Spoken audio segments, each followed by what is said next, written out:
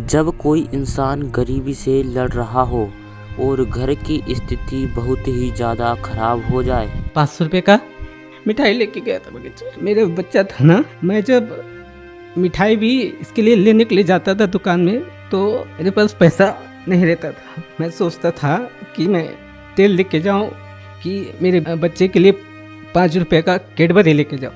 इतना मेरी हालत ख़राब थी, मुझे कुछ भी समझ में नहीं आता था, इतना वीकनेस हो गया था। मगर परमात्मा ने जब कोई व्यक्ति एक एक पैसे के लिए तरस रहा हो और अचानक उसकी किस्मत चमक उठे तो क्या होगा?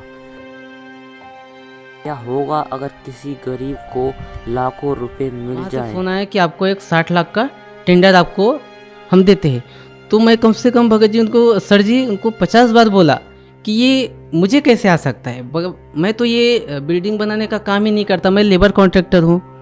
लेबर कॉन्ट्रैक्टर, आप मुझे बिल्डर का काम बता रहे कि आपको हम इतना पैसा देंगे और आपको हमारा घर बना के देना पड़ेगा। तो कम से कम तो मैं वो 500 रुपये लेके उनके पास गया। वो मुझे उसमें नाश्ता भी करना था, पेट्रोल भी डलाना था और 70 किलोमीटर जाके वापस भी आना था, मतलब 150 किलोमीटर जाना आना था। गया, सर जी इतना बड़ा चमत्कार हुआ परमात्मा संत रामपाल जी महाराज की वजह से। मुझे 50,000 रुपये जगह पे एडवांस दिया। मेरे पास सिर्फ 500 रुपये था लास्ट टाइम जब मुझे। एक गरीब इंसान के जीवन में कोई चमत्कार हो जाए और रातों रात करोड़पति बन जाए तो कैसा लगेगा? थी संत रामपाल जी की दया से अभी मेरा 4 मंजिल का घर बनाया हूँ। अभी कुछ दिन पहले अभी मैं सोल्ड 4 व्हीलर गाड़ी लिया है, जो मेरे गांव में किसी के पास गाड़ी नहीं। 8 लाख की सोल्ड गाड़ी लिया है। पूरे गांव वाले बोलते हैं कि भाई इनके पास क्या सोने का खान मिला है। मगर उनको बोलते हैं सर जी कि भाई संत रामपाल जी महाराज के शरण में आने के बाद में हुआ तो सिर्फ मैं लास्ट में मेरा 500 रुपये ही था। परमात्मा की दया, संत रामपाल जी महाराज की दया की वजह से 60 लाख का मुझे काम मिला। अभी मेरे करोड़ों का बिजनेस चालू है। 4 मंजिले का घर टिका लिया हूँ। मेरे गांव आसपास, मेरे गांव में क्या सर जी, आसपास की एक 20 किलोमीटर 50 किलोमीटर आप भी घूमेंगे तो किसी का 4 मंजिल मकान नहीं है। सोल्ड मैंने गाड़ी ले ली। अभी परमात्मा की दया से, संत रामपाल जी महाराज की दया से अभी भगत जी मैं अपने एरिया में टॉप में हूँ। सब बोलते कि ऐसा चमत्कार तो भगवान ही कर सकता है। जी हाँ, आज हम बात कर रहे हैं महाराष्ट्र के रहने वाले अमर चक्रधारी की, जिनकी गरीबी से लेकर करोड़पति बनने तक का सफ़र देखकर लोग आश्चर्यचकित रह जाते हैं। अमर चक्रधारी के जीवन में इस चमत्कार से आसपास के लोगों ने भी मान लिया है कि संत रामपाल जी महाराज कोई मामूली शक्ति नहीं है, बल्कि तारनहार हैं, जिन्होंने लाखों लोगों को गरीबों की दलदल से निकलकर अमीरी के शिखर तक पहुंचा दिया है। और इसी तरह महाराष्ट्र के रहने वाले अमर चक्रधारी ने अपनी आप बीती हमें इस तरह बताई है। देखने के लिए बने रहिए वीडियो के अंत तक।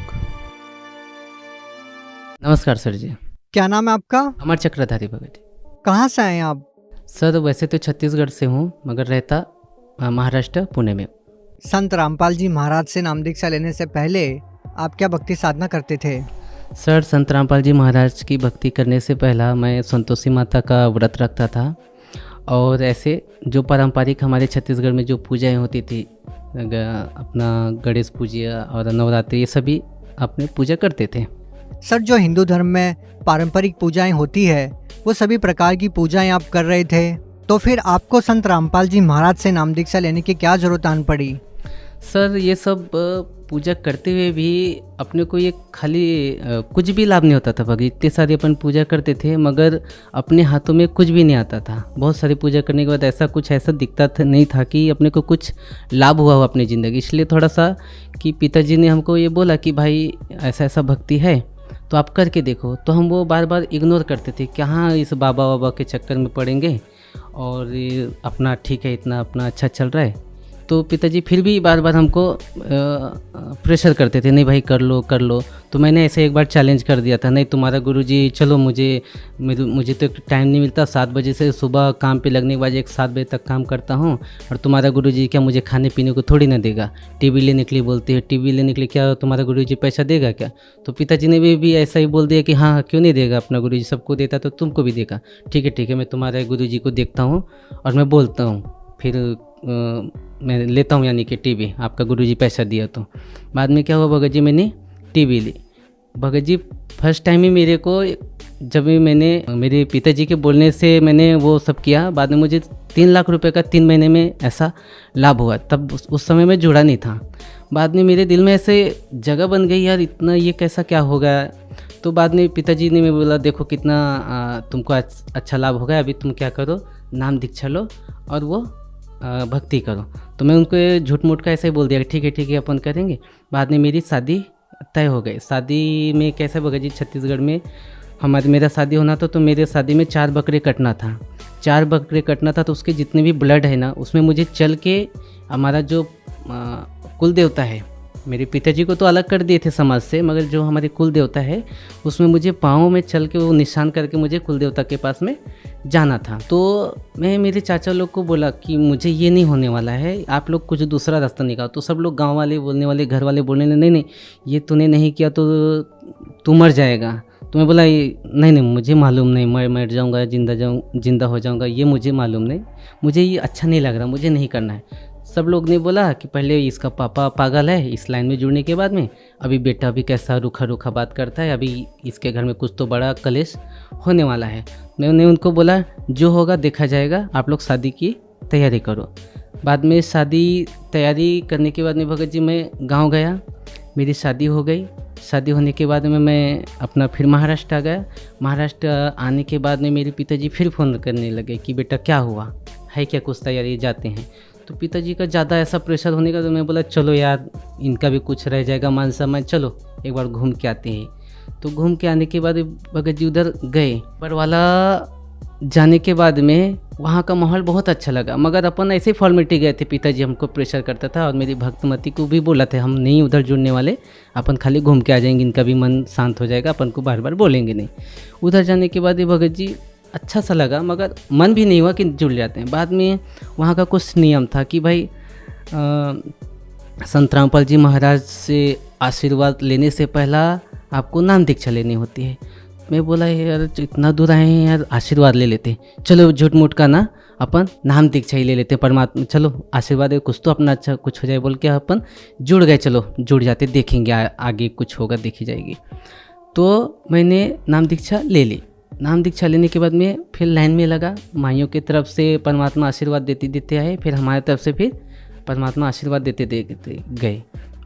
मुझे आशीर्वाद देने के बाद में भगत फिर माइयों की तरफ में गई आशीर्वाद देने गई।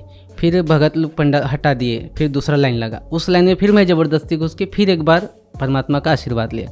बाद में मुझे अच्छा सा सुकून अच्छा लगा, ऐसा लगा कि जैसे कि मुझे कुछ बोझ सर से हट गए। ये दुनिया का झंझट ही ऐसा है कि उधर कहाँ मर रहे थे, इधर ही चलो ठीक ठाक है, कुछ लफड़ा नहीं है, यहाँ सब अच्छे विचार वाले लोग रहते हैं।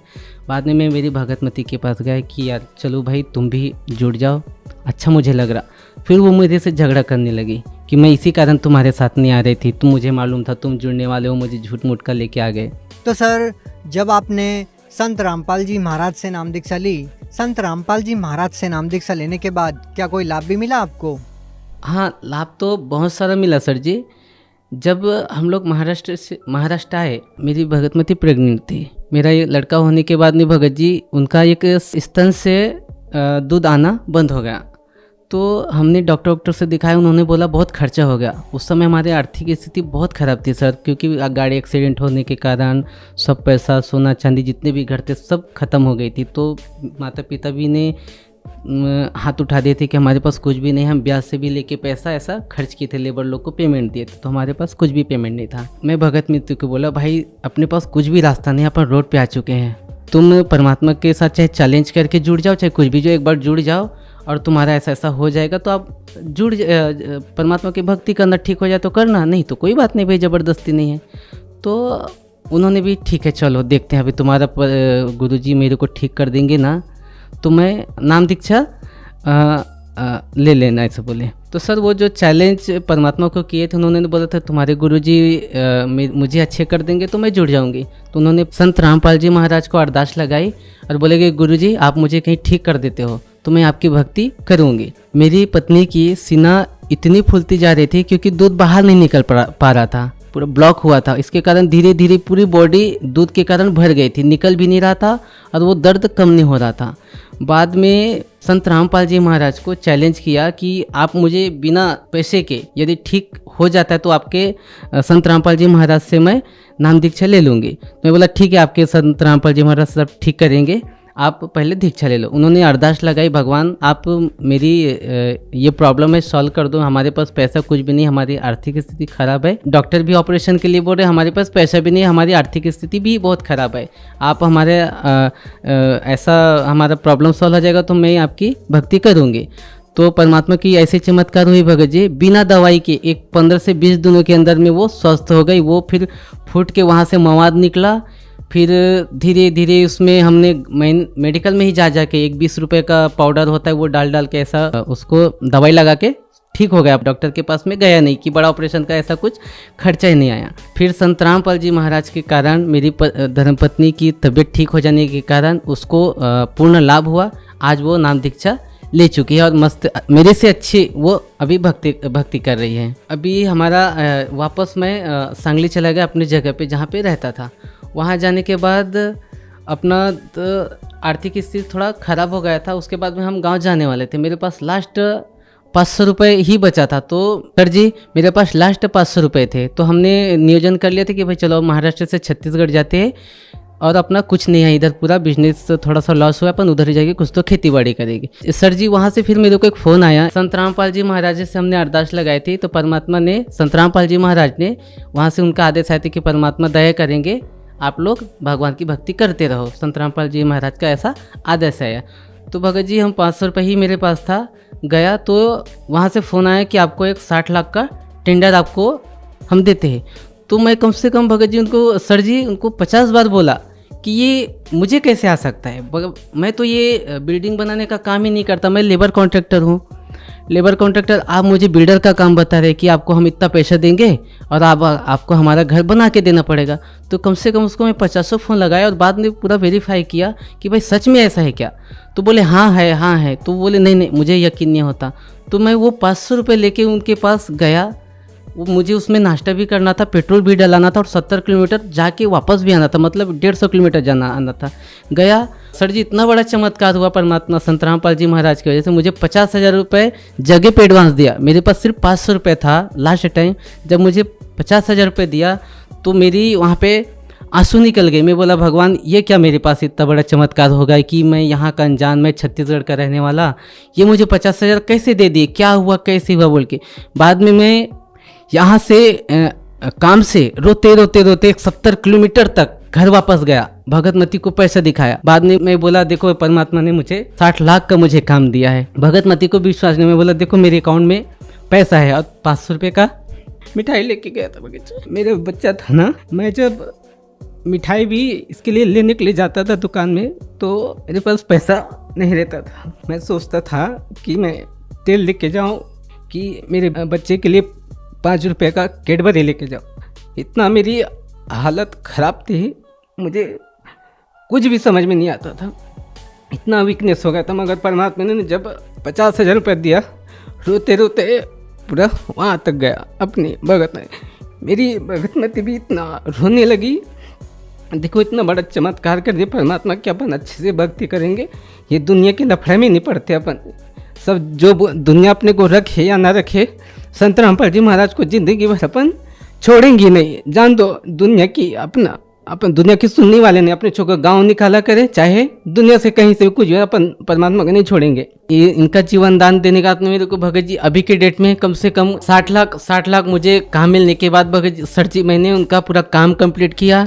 कम से कम 1.5 करोड़ का अब तक काम किया उनका भी। मेरा काम अभी कम से 8 साइड मैंने फाइनल किए हैं। 3 काम मिलने के 60 लाख का टेंडर हुआ वो फाइनल किया। बाद में मुझे 3 काम और मिला कम से कम 40 लाख का, वो फाइनल किया। अभी कम से कम मेरा 25 लाख का काम चालू है, वो मैंने अभी पेंडिंग है, आधा अधूरा काम है। मेरा घर में रहने का नहीं तकलीफ था भगत जी, बारिश हुआ तो 10 ठिकाने से पानी नीचे गिरती थी। संत रामपाल जी की दया से अभी मेरा 4 मंजिल का घर बनाया हूँ। अभी कुछ दिन पहले अभी मैं सोल्ड 4 व्हीलर गाड़ी लिया है, जो मेरे गांव में किसी के पास गाड़ी नहीं, 8 लाख की सोल्ड गाड़ी लिया है। पूरे गांव वाले बोलते हैं कि भाई इनके पास क्या सोने का खान मिला है। मगर उनको बोलते सर जी कि भाई संत रामपाल जी महाराज के शरण में आने के बाद में हुआ थोड़ा तकलीफ हुआ स्टार्ट में। परमात्मा अपनी वाणी में बोलते हैं कि धीरे धीरे रे मना धीरे सब कुछ होए, माली सींचे 100 घड़ा ऋतु आए फल होए। सर मैं लूट पिट चुका था, सिर्फ मैं लास्ट में मेरा 500 रुपये ही था। परमात्मा की दया, संत रामपाल जी महाराज की दया की वजह से 60 लाख का मुझे काम मिला। अभी मेरे करोड़ों का बिजनेस चालू है, 4 मंजिले का घर टिका लिया हूँ। मेरे गांव आसपास, मेरे गांव में क्या सर जी, आसपास की एक 20 किलोमीटर 50 किलोमीटर आप भी घूमेंगे तो किसी का 4 मंजिल मकान नहीं है। सोल्ड मैंने गाड़ी ले ली। अभी परमात्मा की दया से, संत रामपाल जी महाराज की दया से अभी भगत जी मैं अपने एरिया में टॉप में हूँ। सब बोलते कि भाई ये अच्छे लाइन में जुड़े। पहले तो हमको कोसते थे कहाँ ये अपने ज़िंदगी बर्बाद कर। अभी इस परमात्मा का भी उन लोग भी बोलते हैं संत रामपाल जी महाराज का ज्ञान अच्छा है और वो भी अभी सहयोग करते हैं मेरे गांव में। आपको मैं एक और बात बताना चाहता हूँ, जब हम गांव में रहते थे तो हमारा दारू का धंधा था, चिकन मटन का धंधा था, बकरी बेचते थे, मुर्गी बेचते थे, कबूतर, ये सब चीज़ बेचते थे। हम क्या करते थे, 10 दारू की जो बोतल रहती थी उसको हम खोल के 10 का उसमें पानी डाल के उसको 15 बनाते थे और उसको सही तरीके से लेवल लगा के सब बेच देते थे। मतलब 2 नंबर का काम सब करते थे। फिर सिगरेट पीता था मैं, इतना सिगरेट पीता था कि मेरे हाथों से सिगरेट हटती नहीं थी। जब तक मेरा 2-3 पैकेट 4 पैकेट ख़त्म नहीं होता था, 12-1 बजे 2-2 3-3 बजे तक जगता था। सर हमको टेंशन आ गई थी कि परमात्मा संत रामपाल जी महाराज के नियम में लिखा था तुमको यही नहीं करना, तुमको शराब नहीं बेचना, कुछ ये बकरे नहीं बेचना, बकरी नहीं काटना, ये नहीं करना। तो हमको टेंशन आया कि हमारा घर गृहस्थी कैसे चलेगा। संत रामपाल जी महाराज की दया से अभी ऐसा दया भगत जी, मेरा भी करोड़ों का बिजनेस है। सब धंधा, वो गोरख धंधा छोड़ने के बाद में अभी देखो भगत जी, मेरे एरिया में परमात्मा ने मुझे शिखर पे पहुंचाया। अभी मुझे 1 रुपये की कहीं किसी से हाथ फैलाने की किसी की गरज नहीं है कि मैं किसी से 5 रुपये मांगू या 10 रुपये मांगू। परमात्मा ने मुझे शिखर पे पहुंचाया है। सर जी मैं परमात्मा मैं अपने संत रामपाल जी महाराज के लिए ये शब्द उच्चारण करता हूँ, क्योंकि मेरा भगवान और सब कुछ मेरा संत रामपाल जी महाराज। मुझे तो पता नहीं कि कौन क्या है, मगर मेरे लिए संत रामपाल जी महाराज मेरे लिए भगवान है। सर आप भगत समाज को क्या संदेश देना चाहते हैं? सर भक्त समाज को क्या संदेश दूंगा कि मेरा देखो ना सर जी, मेरा पहला कैसा था, हम लोग इतने दारू बेचते थे, सब बुरी सी धंधा करते थे, फिर भी हमको बरकत नहीं मिली। मगर संत रामपाल जी महाराज के शरण में आने के बाद में पूरी बुराई छूट गई और मेरा 500 रुपये लास्ट था। अभी परमात्मा ने उसको करोड़ों में परिवर्तन किया। ये मेरे साथ में लाभ हुआ है, चमत्कार हुआ है मेरे साथ में। तो आप भी आइए परमात्मा के संत रामपाल जी महाराज के शरण में और अपना जीवन कल्याण कराइए।